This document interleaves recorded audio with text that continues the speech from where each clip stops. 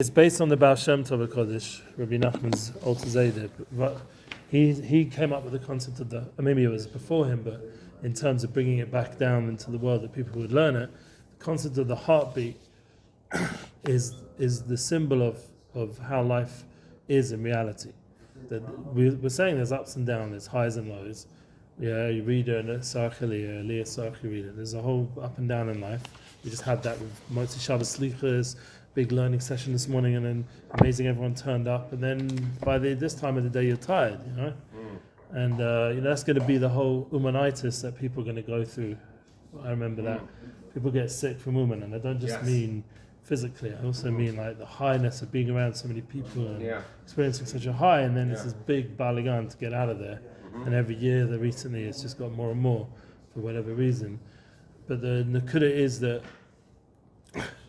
the Baal Shem Tov said it's like a heartbeat. It beats, and then it rests. It runs, it rests. And that's Rabbi Nachman's Torah, Boki Ratz V'Shov. We have to be able to run, and we have to be able to rest. And that's going to be the challenge during Tishrei of learning. I mean, Elo already is starting. For the Sfarim, it was already at the beginning with the Slichas, but it's already starting now. He's feeling this pressure to run, to go for it. But then you've got to know how to balance out somehow or another so you don't crash in the middle of Elo. You got to keep the whole Chodesh. I remember by Rav Simai Zilberberg, he'd get to Bereshis, and I remember Matziel came that one Shabbos. It was many, many years ago, Matziel the singer. And he spoke all about the singing of Basco and Beis Rashis, because he was like, wow, the Olam here seemed a bit like out of it. I said, if you would have been here since Elo and kind of avoda they've done till this Simchas Torah, till Motzi Simchas Torah, and now you're coming Shabbos Bereshis, this is like the worst Shabbos to come because everyone's so out of it. But then in another way, it's not the worst Shabbos to come because you can see the Tzaddik himself is still going because he's Beis Rashis, he's beginning again, Nochemo, Od Pam, a second beginning, a third beginning, a fourth beginning. That's the big eights from Rabbi Nachman, to keep beginning again and beginning again and beginning again. And that's what gives us the chizuk to go through the ups and downs. And that's why Rabbi Nachman said you have to become an expert at it. You don't see him say Boki b'hasbodadus, Boki b'h. Yeah, Ratz V'Shov. He's run and rest. This is a very important thing. We have to think about it. It's within us. We have the moshel within. It's a heartbeat. We live it every day. One tzaddik explained it like the Shema. When you say the Shema, it's Mesiras Nefesh. That's what you're aiming for. That's the eights of the tzaddikim and Ameli Melech. The Kavanah and Shulchan Aruch. Mesiras Nefesh for Hashem being one. Being one. But the key is, the Shav is once you've rutzed and you've given up everything, the real Mesiras Nefesh is Shav. To now come back into the world and serve Hashem with Mesiras Nefesh in the world. So it's this concept of constant. You're giving over everything to Hashem, you're buttered to Hashem, but then you're also able to think about it on a Yom Tov. You push yourself in davening, you feel like buttered to, you feel geschmack. Now the all is starting to come, shofris, is geschmack, musa, and then you come home and the kids are nudging and all the katnas is achin and nothing to do with the high avodah you just had. Opposite of the light. I remember one Rosh Hashana, I got so wound up by my kids, I picked up the chair and threw it out the window into someone's chutzah. It was way below. Wow, and the chair just smashed into pieces down below. I went nuts. And then the next, I sold that house eventually, Baruch, and I never went down there to get the chair. My wife always said, you should go down there. You left in some guy's chutzah. And ended up smashing that whole place down there and rebuilding this whole new thing. But that was Rosh Hashana. That was one time I completely lost because I was so high. And then I just, no one was nowhere near where I was. They were just being kids, having fun. It turns out you weren't so high. No, exactly. Wow. That's pretty low. That's the right. Ramadan. I'm just being honest. I could tell you some crazy stories. I mean, that's just one of hundreds. That's wow. I remember I'll tell you one other Rosh Hashana story that's funny. Shalom Bayah story. I just got hold of Gan Shalom, Gan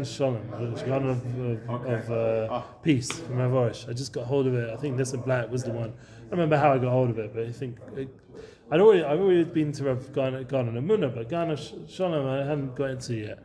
So I was reading it and I was like, Rosh Hashana, I was getting really into it.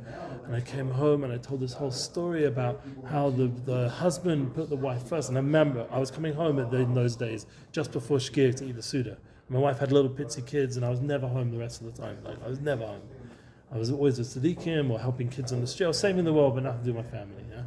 So I came home just before Shkia. My wife completely out of it, and I'm reading her this story about this husband who put the wife first before the Rebbe, yeah, based on the Gan Emuna. You know, the real tzaddik is focused on his family. That's what the hardest is. That's one of the reasons why I'm not in Uman this year. Focus on the family. Yeah. So that's the avoda. Now, what did I do? As soon as I started hearing, because I used to live like 5 minutes from my Rebbe's shul in Nachas Yankov, like so Baruch of Chana, it's like from my window, before they built this whole mess in front, like I told you they built something, you could hear the shuls, you could hear everything. So I suddenly hear them all dancing, because they come back to do tashlich. It was like way after Shkia by that point, but they're doing tashlich way after. So I literally just ran out of the house to my Rebbe. After reading this story.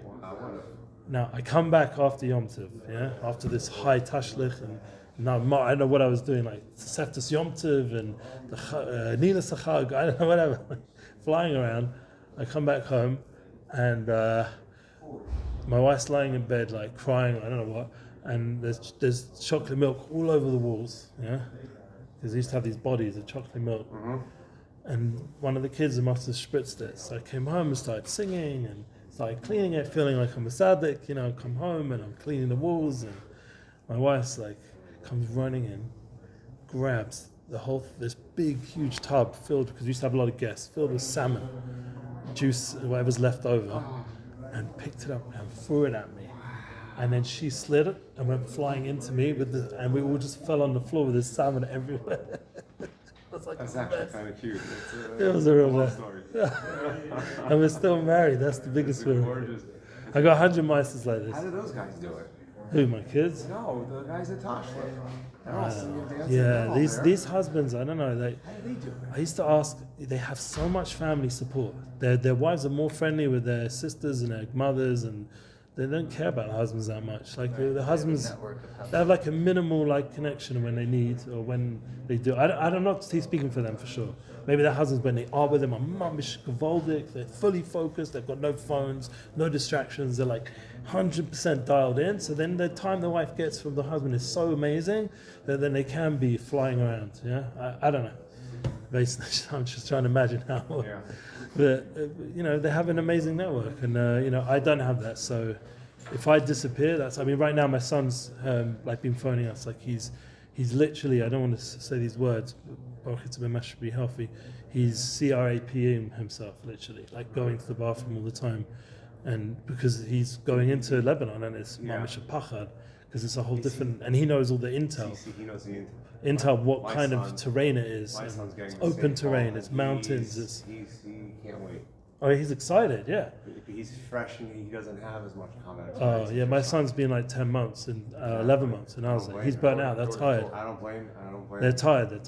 But it's not just that. He had his 2 weeks little minimal rest, but the point is that even though he's fired up and there was energy, good energy, and you see in his videos, he's got energy and he's shooting and he's ready for it, but the body can send you signs. Yeah. There's other feelings also. So as much as you've got the good morale, there's also the body starts to express things, and he's going through it. It's painful. It's difficult for us to hear, and we're just standing there. You're going to be chazak, and we're quoting with Shlomo's Katzashir this morning, and Mashiach's coming, and you know you're bringing Mashiach, and you are the key, and all of our Israel standing off you and trying to be chazik. It's not like we've got my grandparents phoning us or saying that. We've got aunties and uncles and brothers and cousins, and the whole community. Everyone's going, oh, like you have to figure it out deep from within yourself. That's where we're at right now. But like the point is that this is the Boki Rots Hashav. This is the idea that when the ups and downs, so the army is also going to it's going to have its highs. Like we're going to be Matzliach, we're going to be Nanatseach, Bez Hashem, but it's going to have its shovs. It's going to have its time where they're going to have to heal. They're going to have to go and heal all the trauma from what they're going through. My wife said he's just starting to heal from the trauma of Gaza, and he's already now in the trauma of even more crazy space of Hezbollah. You know, like it's Hashem Shemenu. I don't know. We should just keep learning and davening and to hear good news, and they should not just be protected physically, but be protected emotionally and spiritually. They should come out with good, healthy headspace somehow. Because when a person he's busy with business with Emuna, He's also been in the judgments of law. We've been learning this again and again. Haneb Pashto Arais is repeating again, Rabbi Nachman, the idea of learning Torah clear. Everything should be clear, spread out. Zeh Bechinas Hakaravis Hakorban Tamid. This is a new concept. We didn't hear this from Rabbi Nachman in Torah. Ches, I have a Likutei Moharan here. I have one. You don't have to go anywhere. Hashem. I brought this from my house, one of my old ones, because I've been getting rid of the storage and stuff. So that's the Bechinas Karavis Tamid. We didn't see the Korban Tamid yet in this Torah. It's the first time we're seeing it. Torah Lamed Hey, Sif Ches. This concept of Korban Tamid. Now, we already know what Tamid means. It means doing something consistently. Kavir is fixed in your schedule. And as we know, with the Beis Hamikdash, there was this Korban Tamid both morning and afternoon. If we say Korbanos, we should be involved with it every day. V'katoris v'katoris, and also the idea of bringing the katoris. These two aspects of avodas Beis Hamikdash or Mishkan back in the day. Ki ayida tamid olam chachma bina das dasir b'yatzir. Okay, straight away takes us into Kabbalah. What's going on with the korbanos? That through the korban tamid goes up chachma bina das Chabad, and it goes up to where? To dasir b'yatzir. The asir is the olam of action. This is the Asir is the olam of action, be Yitzir, to Yitzir. The Yitzir is the olam of formation, I think. Yeah, it's the idea of the Malachim, the lower level Malachim are over there. It's the higher world above this world. The world of action to the world of formation. Like in davening, it would be Korban. We have Korbanos every morning, and then you go up through the Korbanos into Pezukah Dezimra, which is olam be Yitzir. Yeah, that's what's brought down in davening.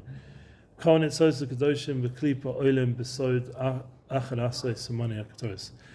the sparks, the holy sparks that are stuck in the klippos, that get stuck down here, they go up in the secret of the 11 spices of the Ketoris, Bechinas Malchus. This is the aspect of Malchus, of kingship, of Gilui, of revelation. And we said Malchus is Emuna. We've said a lot of things about what Malchus is.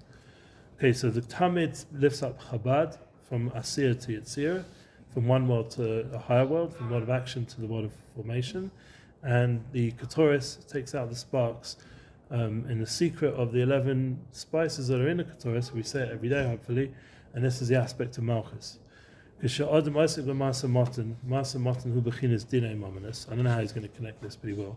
When a person works in business, which hopefully we are, I was trying to today somewhat, this is the same aspect of when you're having Dinei Mominus, clear mishpat, what Hashem wants you to do during business. There's halachas, you can't just do what you want. And then Pashta Araisa, and then there's this, that's the clarity of Torah. So this is deep, that when you find yourself in the middle of working in the business, you're also clarifying the Torah, making clear the Torah. That's amazing. That is deep. Meaning that's the avoda. Like you're saying, well, I don't have time to learn Torah. But like you're learning Torah by working. That's the beautiful thing. Do it right. If you understand Chassidus properly, Acha Sha'alti means everything's Achas, because everything becomes Shifti B'Veis Hashem. Because the one thing you want all the time is be Korav to Hashem. So that doesn't matter what you're doing. Like we said, with the kids, nudging, that's also Korav Hashem. Not throwing the child away, working on your midas. Yeah, so dancing with your kids, making them happy, giving them brachas, doing the Simonei, Milsa, and doing fun things, not beating them up or throwing chairs or something crazy. That's having the godliness in the small actions. That's one of the mistakes people make. I remember I had a whole false mindset from yeshiva.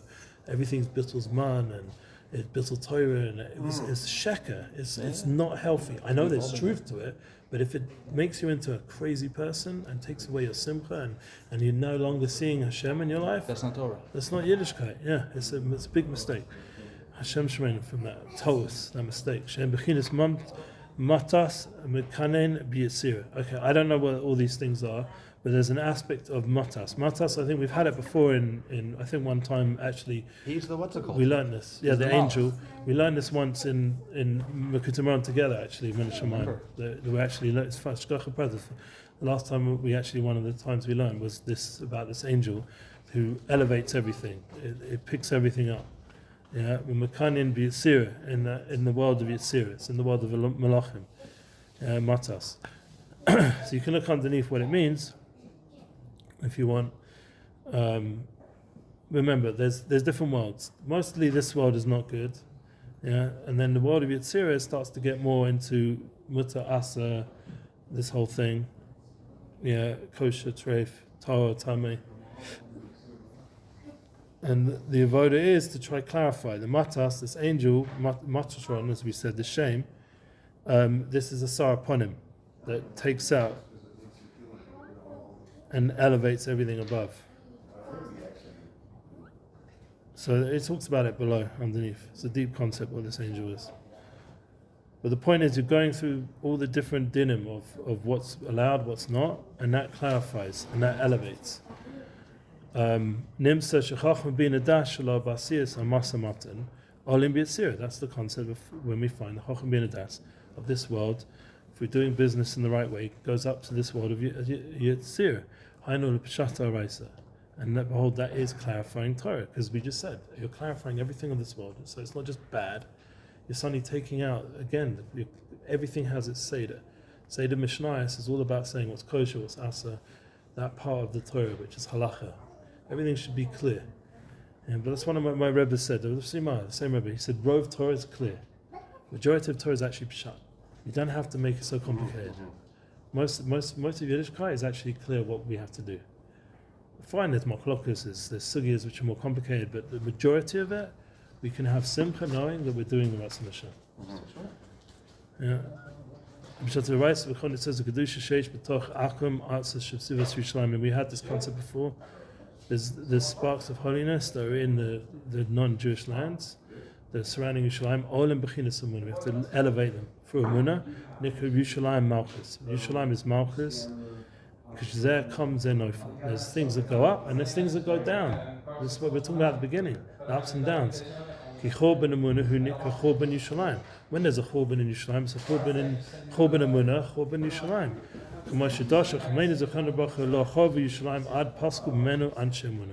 The only way that Yerushalayim could, God forbid, be destroyed is through a chesaron in Emuna. It's through a destruction of Emuna. So obviously, we want to build Yerushalayim, we have to do it with Emuna. And that Moshe Weinberger, when he was singing Yerushalayim in his slichus, that was Emuna. You should watch it.